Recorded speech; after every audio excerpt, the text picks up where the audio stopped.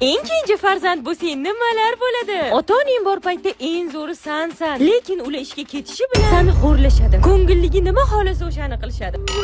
Xolasa daraxtga chiqarib yuborishadi. Katta oping o'yindan qolgan narsalarni, o'rtancha oping katta opingdan qolgan narsalarni kiyadi. Sen bo'lsa o'zingga yengi oldirasan. Qarindoshlaringna faqat seni o'pib yalashadi. Opalaring bilan ularni bo'shimish yo'q. Mehmonlar oldida faqat senga ovqatlanish mumkin. Agar opachalaring nimadir yeb qo'ysa, bormi?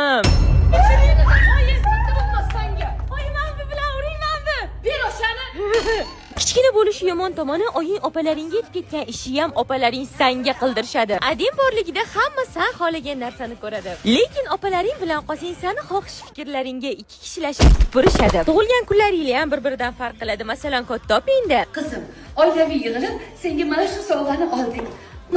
Oy, mana pul berdim, mitim. Ha, naski berishadi. O'rtancha opani tug'ilgan kunida bo'lsa, hamma jinini yoqib uxlab yoradi. Seni tug'ilgan kuning bo'lsa, shohona o'tadi. qizim, katta bo'lganda qiynalmasliging uchun senga Iskandar biznesdan mezbon loyihasidan uy oldik.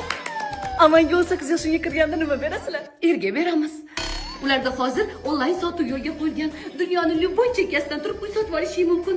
Hammasi oson va qonuniy. Qisqa qilib aytganda, adin oyini oldida erkatoy haqiqiy oqsuyi bo'lasan. Ikkita oping bilan bo'lganingda xizmatkor, qul, yordamchi va ular senga nima laqab qo'ysa o'shasan.